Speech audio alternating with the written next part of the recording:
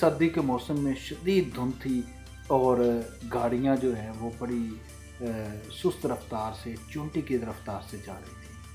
अचानक जो आगे सबसे जा रहा था उसने ब्रेक लगाई और गाड़ियाँ आपस में टकरा गई।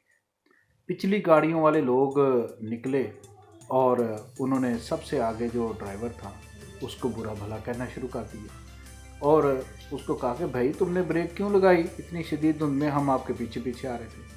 वो उनकी तरफ देखकर बोला कि जनाब मैं तो अपने घर पहुंच गया हूँ और मैंने अपने गैराज में आकर ब्रेक लगाई है, तुसी किधर है। डी मीडिया न्यूज़ चैनल को लाइक कीजिए, सब्सक्राइब कीजिए और बेल आइकन को ऑन कीजिए। शुक्रिया।